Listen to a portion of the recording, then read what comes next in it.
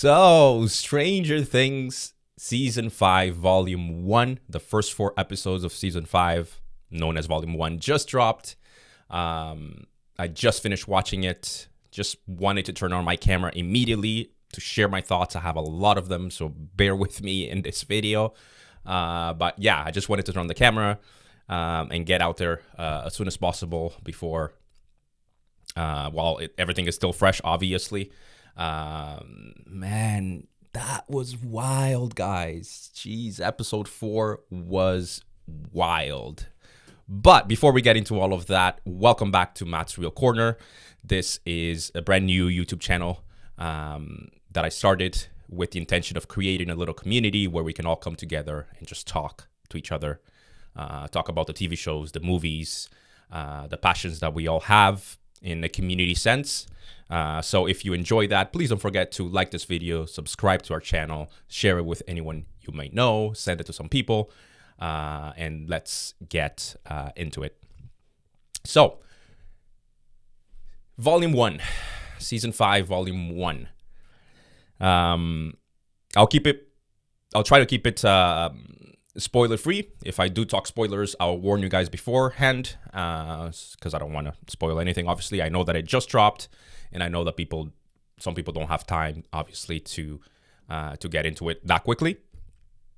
So I'll keep it mostly spoiler free. And again, if I do talk spoilers, I'll warn you beforehand. But yeah, so we get immediately into the groove of things. Episode 1, I was watching it yesterday with my wife, and at the end of it, she's the one that commented, and she goes, "Man, that did not feel like over an hour. Like, I think it's just over an hour of an episode. That literally felt like, I don't know, 35, 40 minutes maybe, right?" We get immediately back into our world of Hawkins. Things are rolling. Everything is like, feels fast paced. Everything feels like, let's go. Let's get back into it. Let's go try and find Vecna. Let's go try and, where is he? And we're immediately rolling, right? Some of the things that are really cool, like we see all of the characters back together. Everyone seems to have their job that they have to do.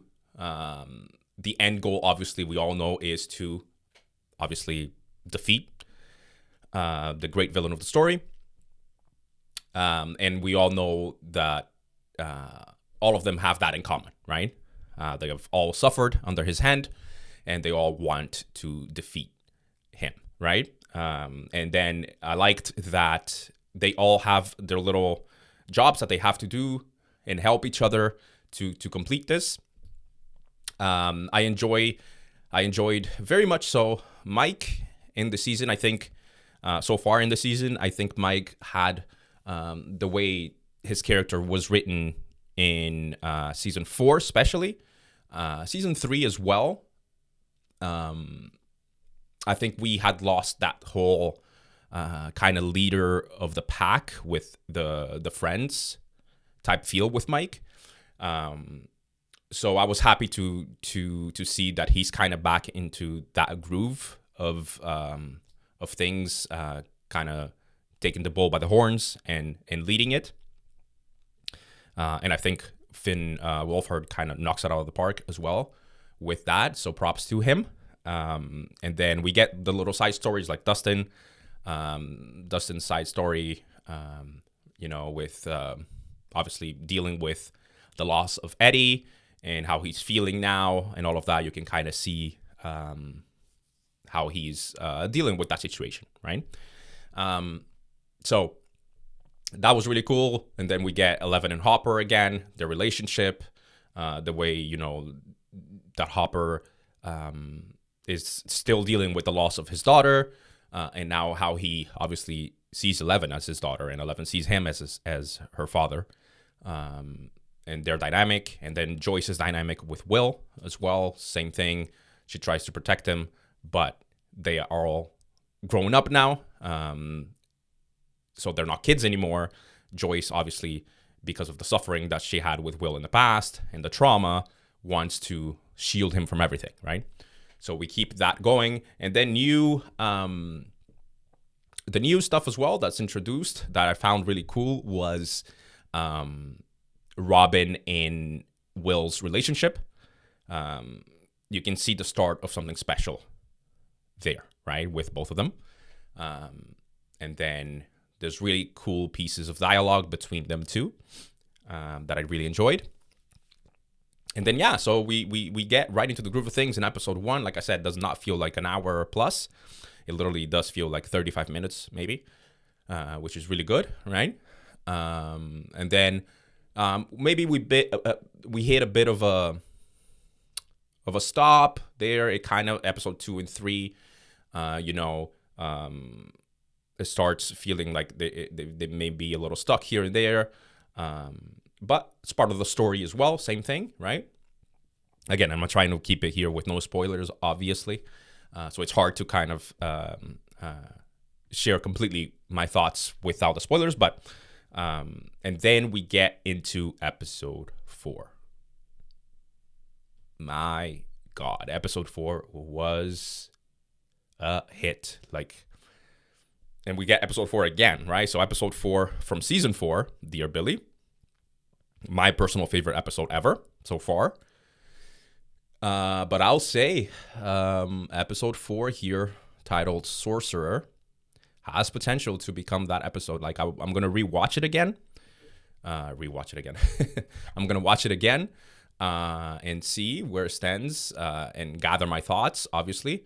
But I think it has that potential, like, especially the second half of the episode, the last maybe, I don't know, 30 minutes, 35 minutes. It's a heavy hitter for sure. So a lot of things happen in episode 4, and this is where I'll warn you about spoilers. I'm going to talk some spoilers here. So be aware. If you don't want a spoiler, go watch it and then come back to this video. But that was your warning. But anyway, so we get into episode 4. Some of the things that happened there that we have to talk, obviously, is mostly the ending. We finally see Vecna, right, in his form, in his new form. It looks like I read online, Vecna been hitting the gym in the Upside Down. So it obviously looks like he has changed whatever time he's had after the last episode from season 4. Whatever happened to him, maybe we'll find out. Now we can see that it's changed him and made him stronger, obviously. And we get a new look at him, right? The reintroduction of him in this episode, like in its full fledged, is really cool. I thought it was really strong for the type of villain that he is, which is really strong villain, the best villain in Stranger Things, in my opinion. So that was really cool. And then the next thing is the Duffer Brothers did it. So they had to do it, I think, and I'm glad they did, because otherwise this would have been talked about forever, was they brought back Callie, right? So they brought back Eleven's sister, number 8. So she's there in the lab.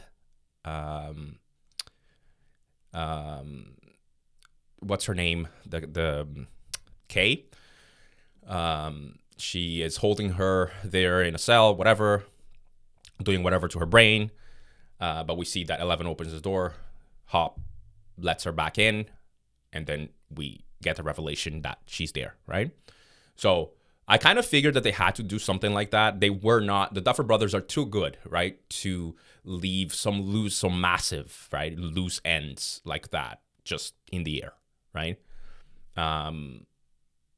The Callie storyline was something that I'm sure if you ask them, they'll be like, this is something that's been haunting us forever since we released it, right? It's something that we see the internet talking about. We see that people didn't really like that storyline. But like, you guys need to learn to trust us too, right? Basically. So it's something I think that they had to bring back, just to kind of, fix that storyline a bit. And obviously it had to lead somewhere, right? It had to take us somewhere, right? They were not just going to introduce someone important in Eleven's life like that and just leave it alone. And obviously she's going to be a big part, I think, right, in Volume 2 in trying to defeat Vecna. Because obviously 11 cannot do it alone, right? I think Vecna is too strong now, and whatever he's been doing for this time, like I said, since the end of last season to now, whatever time he's had off for himself, whatever he's been doing is been making him stronger, right? So we get that last sequence of the Demogorgons fighting everybody and Vecna there just killing everybody, killing the guy with his hands and going into his eyes. That was really gory and really cool, I found. But then the big revelation, right? Obviously, the big revelation of the episode, and where we leave off with the massive cliffhanger, is Will has powers, right? I saw some theories on the internet about this as well. Maybe I should have kept it to myself. I would have been more surprised. I was a bit surprised. I'll be honest. I was like, I don't know if the Duffers are going to do that, right? But I think that it's the right thing to do, right? So we see Vecna brings him. It's the one where we saw on the trailers, right? So we see Vecna bringing him, and then Vecna kind of explains it to him why it was him, right? Why it was you, William, right? And then we kind of find that out because he tells them, right? Children, they're vulnerable, they're weak, so they're the perfect target, basically, right? Then he leaves him there, goes away into the Upside Down again, and then Will kind of remembers that dialogue, that talk, the conversation that he had with Robin, and that kind of brings something inside of him, right? It was really cool because it was a really strong conversation, I found.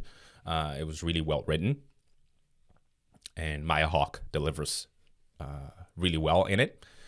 So we see him remembering that what she told him, and then it kind of brings something in him. We see the flashbacks of his childhood again and his friendship with Mike and this and that brings strength to him, and then he boom, right? And then it's revealed in a really good way that whatever Vecna did to him gave him powers, right? Like 11, like 8. So I'm wondering now a few things. Obviously, we're left off with a lot of questions. Now, every kid the Vecna takes and they escape or they leave again, Vecna lets them live. Will they all have powers? It's a question. Holly, right? For example, now with Max, if they escape, will she have powers too? The 3 kids that are there taken by him, will they have powers? I guess we'll find out. But we're left off with that, right? So, and then we also see that he has the Vecna eyes when he's doing when he's killing the Demogorgons. So what does that mean? Is he doing it from a place of from like getting it from Vecna, or is it all by himself type thing? We'll find out again. But I found that it was really cool, right? And then the next thing that I have to talk about is Max is back, right? I kind of was expecting it, kind of knew it, kind of didn't know it, was hoping for it. Again, was watching with my wife, and it took a bit for them to kind of even bring Max back, even at the hospital. And I even told my wife, what the heck is Max? What's going on, right? But I was really glad that she is back. It had to be some type of revelation like that. The fact that, again, she is, she's been stuck, right? In that memory. And that's why 11 cannot find her. And when she goes into the void. But again, we'll find out in volume 2 when we get it back in a month. What's going to happen, I believe, and I hope that obviously she's going to escape. And then we'll take it from there. But yeah, those are my initial thoughts of Volume 1, Season 5 of Stranger Things. Let me know down in the comments below what you guys thought. I'll be making more videos as well as we approach Volume 2, the release of Volume 2. and then I'll talk about it. But thank you everybody for jumping on this video.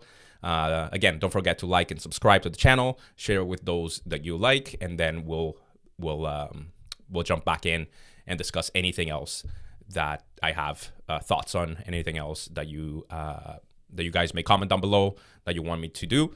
I'll do that for you guys as well. So thank you very much everybody for jumping on this video, and I'll see you down in the next one.